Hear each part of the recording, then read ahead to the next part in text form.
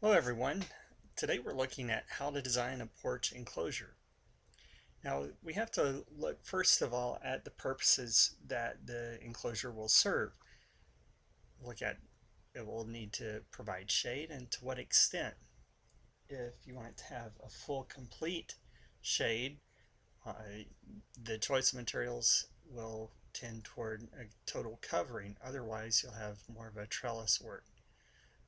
So shade, intermittent shade, that would be the trellis situation or a lattice work. And the trellis would basically be horizontal or vertical slats in wood that would be on the roof. And it would also have the capability of being a lattice, which is more of a grid pattern. So you look at what type of shade do you want? Do you want it to be a solid, consistent shade, or do you want it to be intermittent shade? Next, think about the protection from the elements.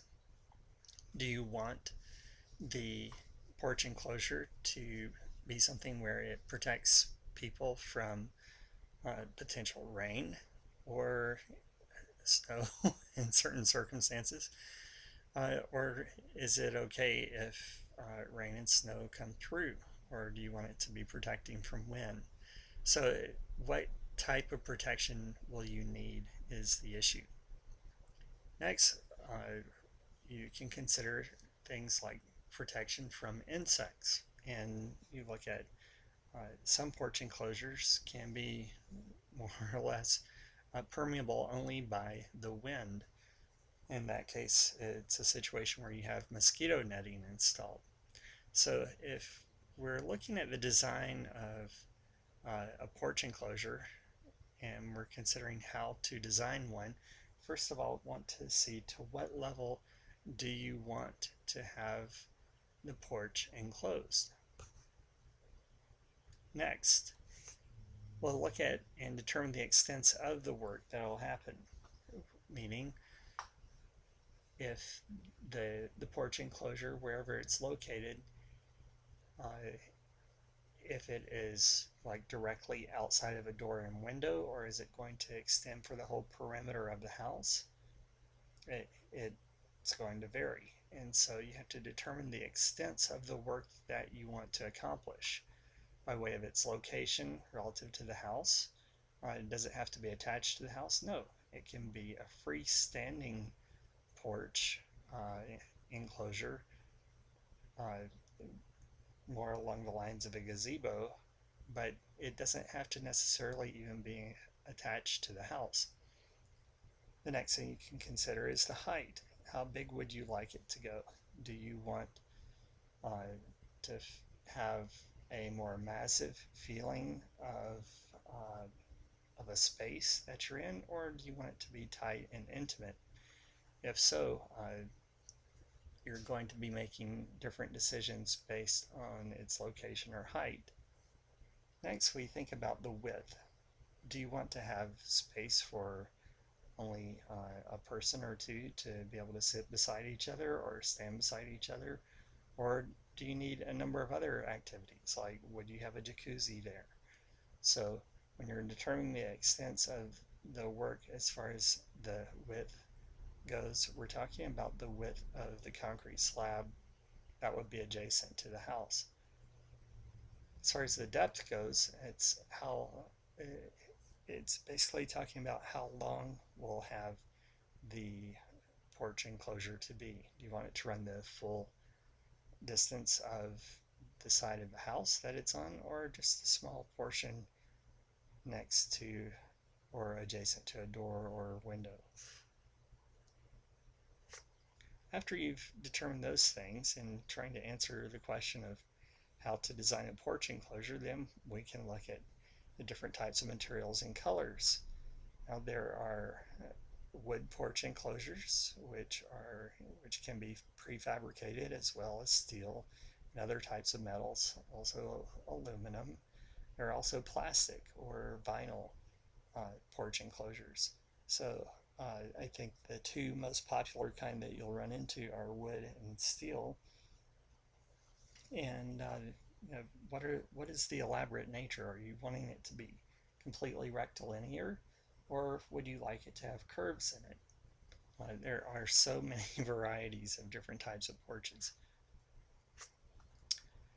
And we look at determining the major proportions, such as if it's okay if some areas are solid from the ceiling and other areas are permeable or semi-permeable, depending on, do you want a lattice work, or do you want a trellis, or do you want to even have it not be covered in some areas?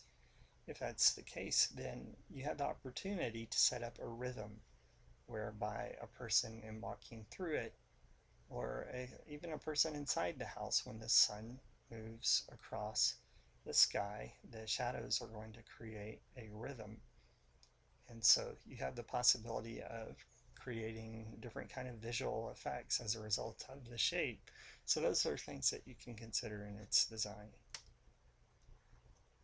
And finally, when you're looking at the design of the porch, you can determine the details. Well, do you want the porch to tell a story?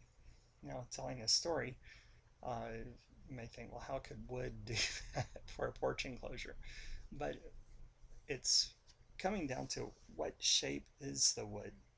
Like the various types of support that you can have for the structure can have ornamentation. It can have things carved into it.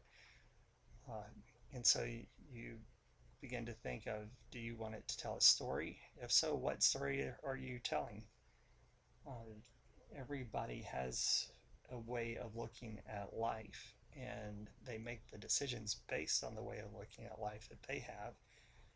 And so what is it that you are communicating with the design that you have? So does it have a narrative? Are you going to have some kind of special carved figures? Could it be painted? Are you going to maybe add ceramic tile to it as a decorative device? All these things are things that can go into the design of the porch enclosure. And finally, what kind of economic and utility value will the porch have?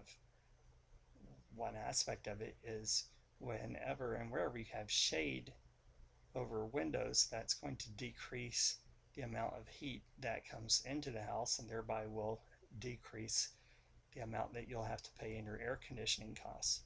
So you want to consider the economic and utility value as well. Thanks for listening, and feel free to leave a comment, and I look forward to talking to you in the next. Take care. Bye-bye. Hi, this is Charles Matthews. Just wanted to say thanks for watching the video. If you have any thoughts or comments, feel free to leave those below.